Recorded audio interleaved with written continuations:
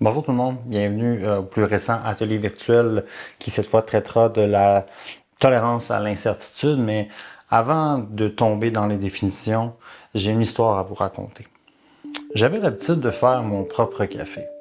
C'était pas le meilleur café du monde, mais c'était le mien. Je savais comment le faire, j'avais la mesure, le goût, bref, comme on dit, le sweet spot. D'une façon ou d'une autre, ça suffisait. Moi, je m'en satisfaisais. Mais un jour, quelqu'un m'a parlé du fameux café de Tim Hortons. Bon, chaud, prêt en quelques secondes, puis tout ce que j'avais à faire, c'est tendre la main, le recevoir. Donc, je suis allé une deuxième fois, puis une troisième, puis ça faisait du bien. Puis en plus de ça, il y a un Tim Hortons partout. Je vous dirais qu'avec le temps, disons que c'est devenu une habitude, un réflexe. Mais ce que j'avais pas remarqué, c'est qu'il y a quelque chose qui s'était tranquillement effacé. La cafetière, elle prenait la poussière. Oui, mes grains de café à la maison étaient périmés depuis des mois, puis dans ma tête, il y a comme une certitude étrange qui s'est installée. Celle que je n'étais plus capable de faire mon propre café. Pas vraiment, pas bien, bref, pas assez. Puis un matin, le Tim Hortons, il était fermé. Travaux, fermeture temporaire, peu importe la raison, la porte était barrée. Puis la succursale suivante, elle était trop loin pour ce matin-là. Et ce matin-là, je suis rentré chez moi un petit peu bredouille. Gardez cette image-là en tête tout au long de l'atelier qui va suivre. Vous allez ultimement comprendre où je veux en venir. Parce qu'aujourd'hui, on parle d'incertitude. Plus précisément, on parle de notre rapport à l'incertitude, de ce que ça veut vraiment dire de tolérer le doute et surtout de voir la différence entre éliminer l'incertitude et apprendre à vivre avec. Et on va faire ça en 4 temps. D'abord, on va nommer c'est quoi l'intolérance à l'incertitude.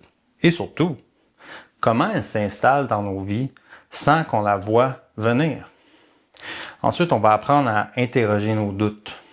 Parce que tous les doutes ne sont pas problématiques, mais tous les doutes ne se valent pas. Après, on va comparer étape par étape les stratégies qu'on peut mettre en place. Et on va venir finalement à des pistes concrètes pour réapprendre à faire son café.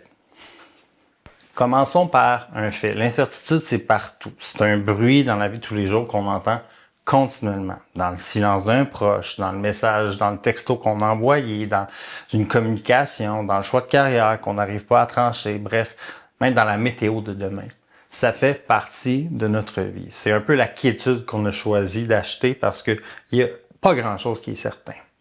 Donc, dans à peu près tout ce qui touche, tout ce que ça touche, l'avenir, de près ou de loin, les autres, soi-même. Puis l'incertitude, c'est pas un accident. Okay? C'est un ingrédient fondamental de la vie. Même les plus grands philosophes, là, des années, disaient que le doute n'est pas plaisant, mais que la certitude est absurde. Il y en a même qui préfèrent le désespoir à l'incertitude. Pensez à ce que ça signifie. Mais ça résume bien quelque chose qu'on observe aussi à l'unité Norémie ou avec les personnes qu'on aide. Les personnes qui sont très intolérantes à l'incertitude vont parfois préférer un dénouement négatif, mais certains, même à un dénouement incertain. C'est exactement ça l'intolérance à l'incertitude, c'est d'entretenir des croyances négatives face à cette incertitude-là, la percevoir comme stressante, injuste et qu'on doit l'éliminer à tout prix. Donc, savoir qu'on va vivre des choses négatives versus ne pas savoir, puis on aimerait plus ça, c'est problématique. Donc, considérer inacceptable la probabilité, même minime, qu'un événement négatif puisse survenir. Puis ça, c'est un continuum. À une extrémité, il y a des personnes qui sont super tolérantes, à l'autre, il y a des personnes qui ne le sont pas du tout. Dans certains contextes aussi, je peux être très tolérant au travail et complètement intolérant face à ma santé. Les hypochondriaques, levez la main. Je peux être très calme avec ma propre incertitude, mais incapable de supporter celle que mes enfants vivent. Et c'est ça qui est intéressant, puis c'est ce que la recherche dit aujourd'hui. L'incertitude, cette intolérance-là, c'est un fil rouge qui traverse beaucoup de problématiques. C'est une vulnérabilité, notamment dans le trouble d'anxiété généralisée, dans les TOC, dans l'anxiété sociale, dans le trouble panique. Donc, elle est un petit peu beaucoup plus présente qu'on pense, puis c'est pour ça que j'ai choisi de m'y intéresser. Mais attention, j'aime préciser quelque chose ici parce que c'est facile de mal l'entendre. Être inconfortable face à l'incertitude, c'est humain. C'est même utile à dose raisonnable. C'est ce qui fait qu'on prend le temps de regarder avant de traverser la rue, avant de préparer. On prépare avant de faire quelque chose. C'est pas de l'inconfort nécessairement. C'est pas l'inconfort qui est le problème. Le problème, c'est ce qu'on fait de cet inconfort-là. Les comportements qu'on adopte pour s'en débarrasser. Les habitudes qu'on installe sans même s'en rendre compte. Vous voyez où je veux en venir? Le café au thym, il n'est pas là le problème. C'est tout à fait normal d'aller s'en chercher un de temps en temps. Le problème, c'est quand on y va tellement souvent qu'on oublie qu'on sait faire notre propre café. Vous allez mieux le comprendre, notamment par rapport à la réassurance. On va y venir. Donc, qu'est-ce qui crée l'incertitude? C'est quoi les ingrédients qui tournent autour de ça? Parce que quand on ralentit, c'est un mot important, ralentir. Quand on ralentit pour observer ce qui se passe, quand on est anxieux ou inquiet, on remarque presque toujours 3 ingrédients dans le contexte. 3 ingrédients qui nourrissent l'incertitude. Le premier, c'est sûr, la nouveauté. Une situation qu'on n'a jamais vécue. Incapable de la prédire de près ou de loin. Pourquoi? Parce qu'il n'y a pas de point de référence. Il n'y a pas d'expérience passée, comme je disais, sur laquelle on peut s'appuyer. Donc, par exemple, un nouvel emploi, une nouvelle responsabilité au travail, une rencontre qui sort de l'ordinaire, une première date. Je suis sûr qu'il y a des exemples qui vous viennent à l'esprit. Notez-la. La deuxième, c'est l'ambiguïté, une situation floue qui peut être interprétée de plus d'une seule façon. L'imagination peut se faire aller.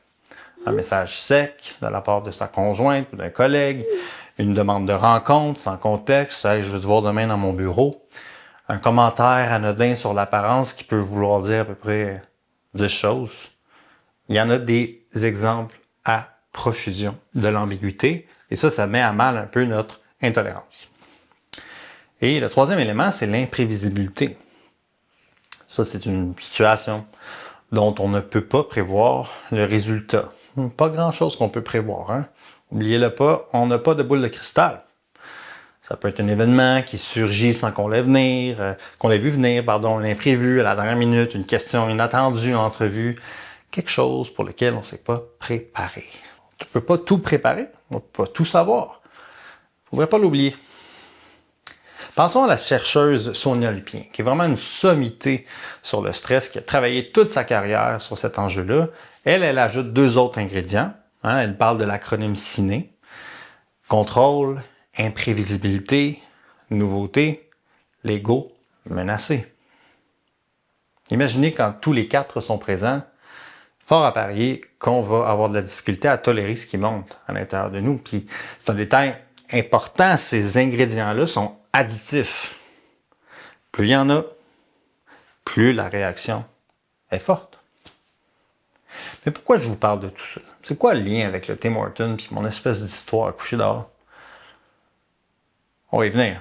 Parce que la première compétence qu'on peut développer ou qu'on a avantage à développer, c'est tout simplement de pouvoir nommer ces ingrédients-là, de pouvoir les reconnaître et de les accueillir, de se dire, quand le malaise surgit et monte, hey, je vais ralentir, je vais me demander, qu'est-ce qui se passe là? C'est quoi les éléments qui sont, disons, concernés? Est-ce que c'est nouveau? Est-ce que c'est ambigu? Est-ce que c'est imprévisible? Et est-ce que mon ego est menacé si on ajoute les ingrédients de Mme Lupien? Parce que juste de pouvoir nommer ça change déjà beaucoup de choses. Je vous le dis, à partir du moment où on est en mesure de nommer ce qu'on ressent ou le pattern dans lequel on est investi, ou appelez-le l'ingrédient, on n'est pas juste dans la réaction. On est en train de l'observer, de la constater, et ça, c'est très différent. Donc, la première étape, si vous me comprenez bien, ça serait de reconnaître que vous êtes ou que vous avez une tendance à difficilement tolérer l'incertitude. Parlons, disons, du doute, parce que c'est un aspect qui est crucial et très important. Ça nous amène vraiment au cœur de ce que c'est l'incertitude. On pourrait parler clairement de synonyme, le doute. Il est partout, le doute, quand on est intolérant à l'incertitude. Et oui, chaque doute déclenche presque automatiquement un comportement pour s'en débarrasser. Je l'ignore, je veux le valider. Moi, j'appelle ça le fromage suisse. Il y a plein de trous, je veux les remplir. On vérifie, on demande, on cherche, surtout à se faire assurer. Hein? Et c'est là que vous allez comprendre avec le Tim Hortons.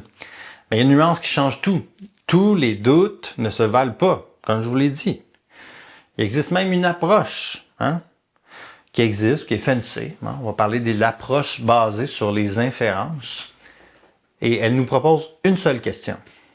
Une seule, mais qui est presque magique. On aime ça des fois, les solutions toutes faites. Mon doute, là, est-ce qu'il est ancré dans quelque chose de concret? Ici et maintenant, basé sur mes sens ou basé sur mes peurs? C'est une excellente façon de venir trancher à savoir si le doute est raisonnable, sans vouloir faire de jeu de mots avec indéfendable, ou au contraire, est-ce qu'il est irrationnel? Imaginons, je suis sur le point de partir, puis je doute d'avoir bien barré la porte. Je peux me poser la question, qu'est-ce que mes sens me disent? Est-ce que j'ai entendu le clic? Est-ce que je peux toucher la poignée et la sentir verrouillée? Parce qu'au-delà de ce que les faits racontent, si une fois que je les ai validés, je persiste et je me dis non, puis je m'invente un scénario dans lequel la magie a fait en sorte que la porte s'est déverrouillée par elle-même, il y a quelque chose qui ne fonctionne pas. Parce que si les faits, donc oui, c'est ancré dans le ici et maintenant, mais là, on est dans un doute normal. Il y a des actions qui sont possibles, comme augmenter la certitude. Donc, contre-vérifier. Mais attention, par mes propres sens, par moi-même. Pas la réassurance de quelqu'un d'autre. Faire mon propre café. Maintenant, deuxième cas. Mais je remarque que mon doute n'est pas vraiment ancré dans mes sens. C'est plutôt une histoire que je me suis racontée, là. Une histoire de peut-être que cette fois-là, exceptionnellement, le loquet s'est mal enclenché malgré que tous les sons étaient les mêmes et tous les signes étaient pareils. Ces fameux si jamais là, qui pourrissent la vie de plusieurs personnes. Mais là, je suis face à un doute qui est non sensoriel. Un doute qui, malheureusement, est généré par la nouveauté, l'ambiguïté et l'imprévisibilité. Un doute qui ne peut pas être résolu par la vérification parce qu'il n'est pas basé sur quelque chose qui est réellement là devant moi. Disons que c'est un bon indice. Si je ne peux pas régler mon doute, c'est parce qu'il n'existe pas réellement et tangiblement. Et là, deuxième question, encore plus importante.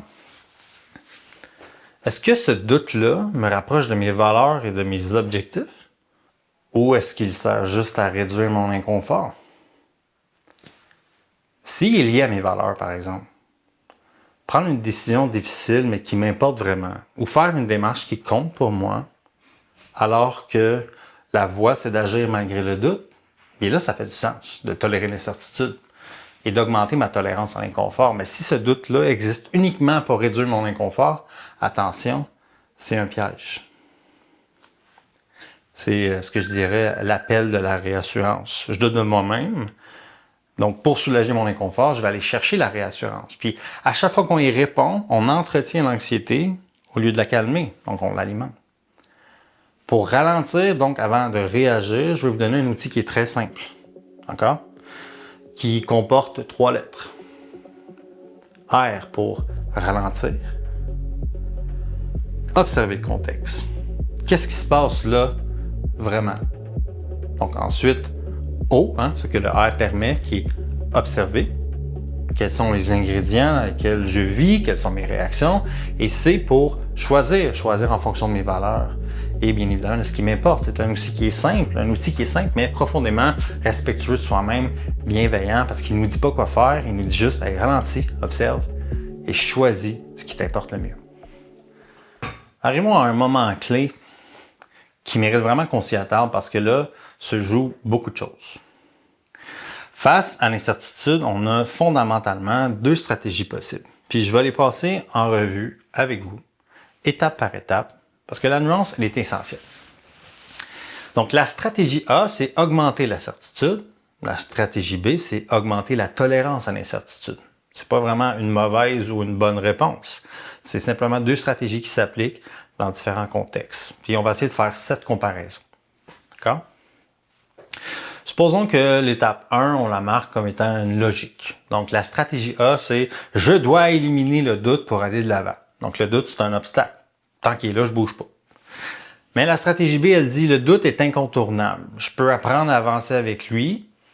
Ainsi, le doute fait partie du voyage. J'attends pas qu'il parte. J'attends pas que le doute parte pour bouger. » La distinction est importante.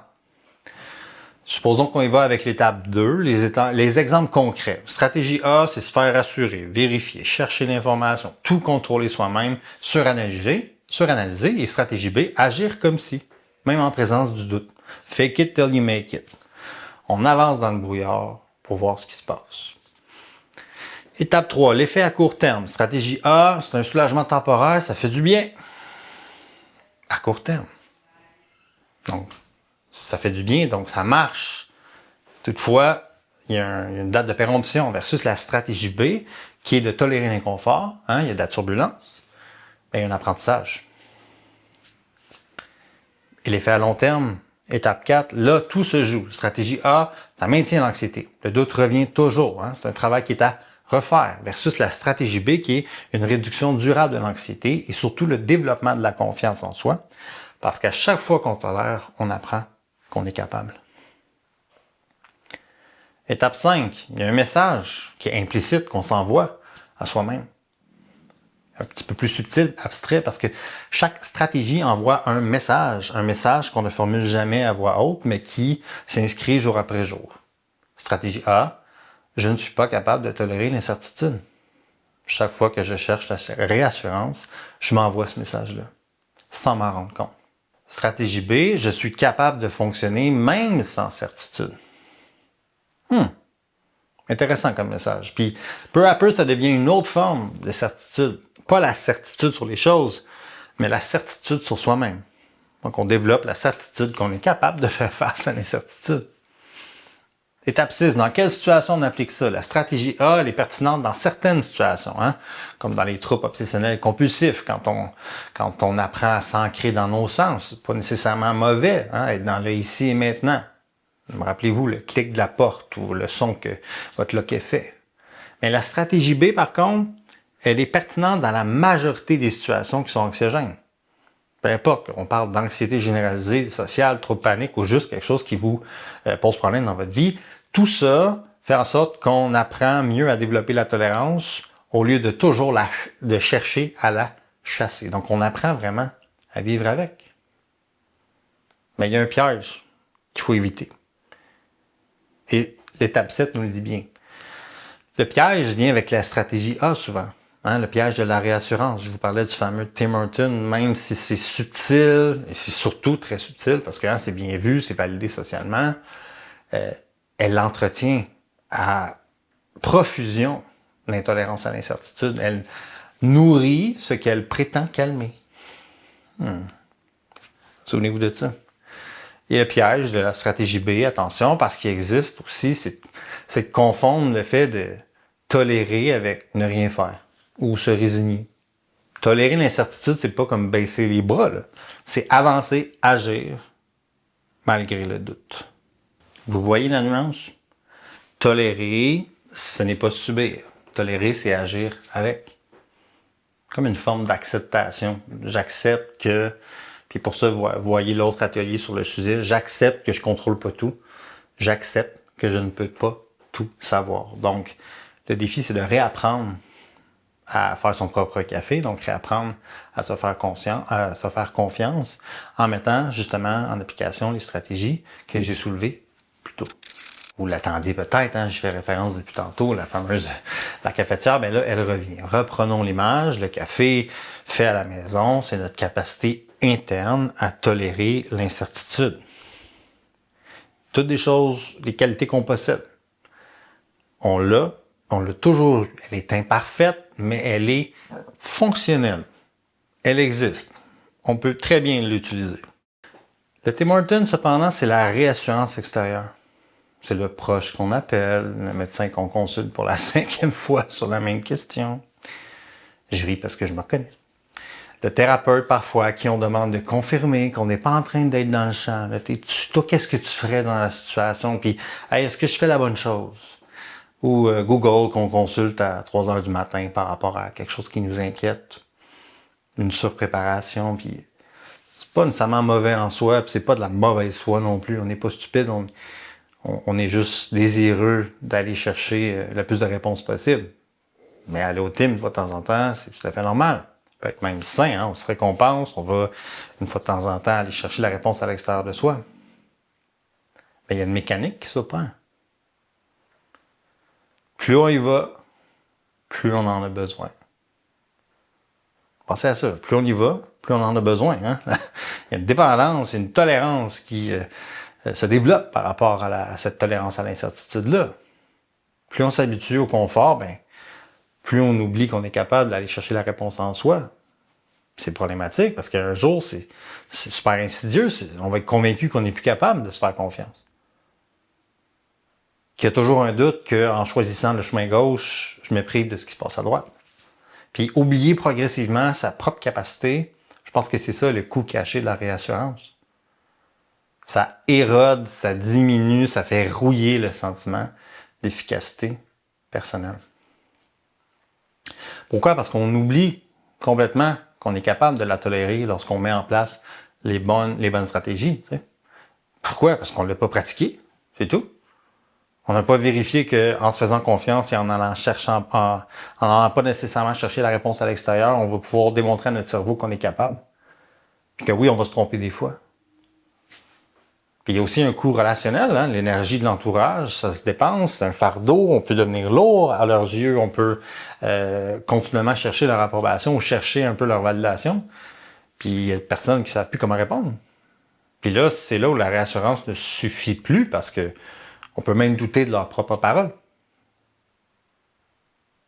Alors, comment on réapprend à faire son propre café? On va regarder quelques pistes ensemble. Donc, c'est une recette que je vous propose. D'accord? Premièrement, reconnaître l'impulsion. Avant d'agir, juste nommer ce qui se passe. Là, j'ai vraiment envie d'appeler quelqu'un pour me rassurer, mon parrain, ma soeur, mon ami. Être conscient de son impulsion, c'est déjà ne pas y céder automatiquement. Donc, dans l'analogie, c'est de remarquer qu'on attrape ses clés de voiture avant même de les avoir prises. En disant, wow, je suis en train d'aller au Tim Hortons comme je fais tous les matins. Là? On s'arrête. On résiste à l'impulsion. Ensuite, on retarde la réassurance. On ne va pas l'éliminer. Hein? On n'est pas capable de faire ça. On la retarde. 10 minutes, 20 minutes, 40 minutes, puis on observe ce qui se passe dans l'intervalle. Souvent, ben, l'envie passe, comme le désir de prendre un café passe. 3, on essaie de tolérer sans résoudre. On laisse la question inconfortable exister sans chercher à y répondre tout de suite. On se dit, je ne sais pas, puis c'est correct pour l'instant. J'accepte que le café maison ne soit pas parfait, puis je le bois quand même. Ça prend de l'humilité. C'est pas une capacité qui est inaccessible. Hein? On n'a pas besoin d'être un haut sportif et faire des millions ou avoir un talent exceptionnel pour développer ça. Il faut juste le faire. 4, on gagne à identifier le coût réel. On se demande qu'est-ce que ça coûte à chaque fois que je me prête au jeu de la réassurance. Du temps, l'énergie, des relations, l'estime de soi.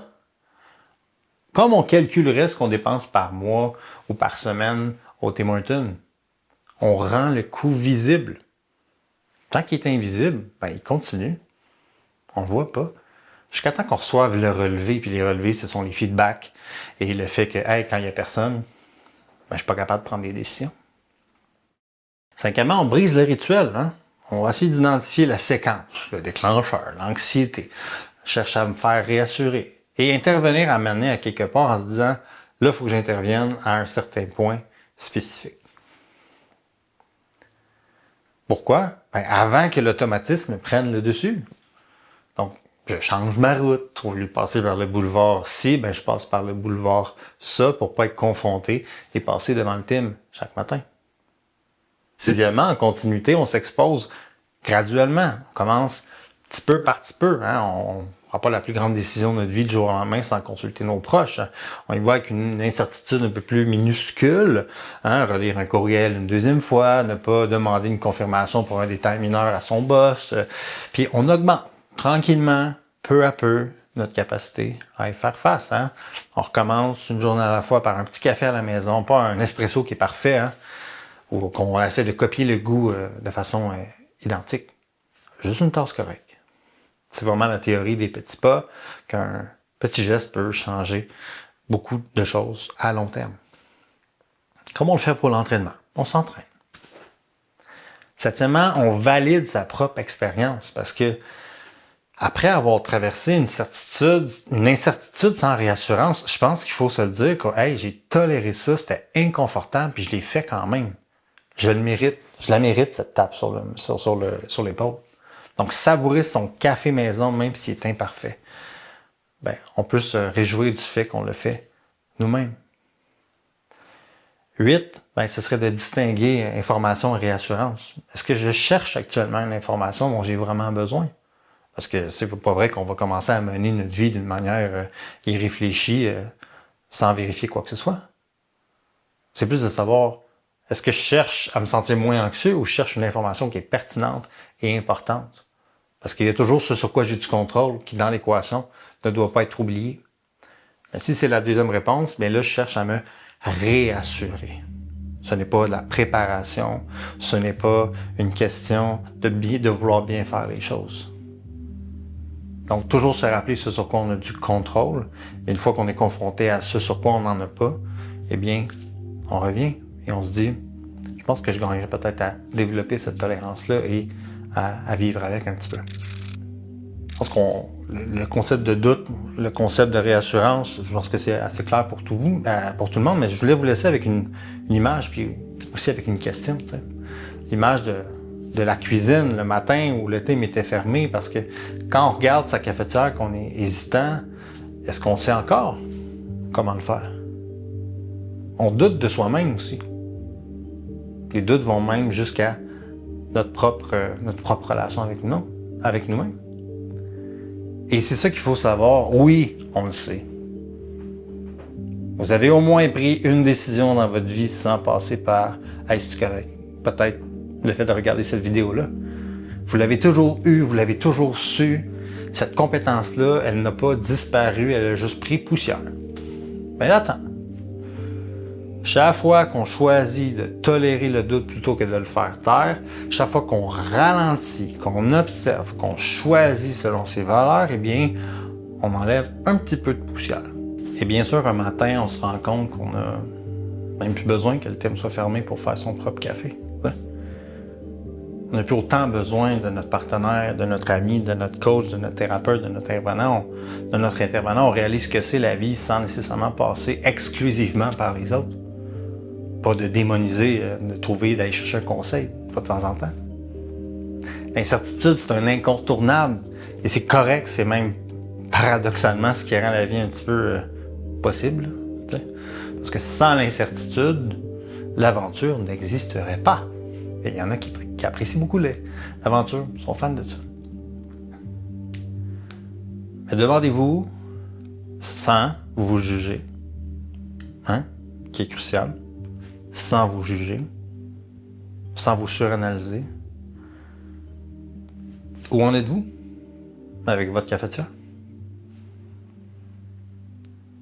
Je pense que c'est important de se le demander. En espérant que cette petite capsule vous a fait réfléchir, je vous dis à la prochaine fois et sur ce, je m'en vais me faire un café.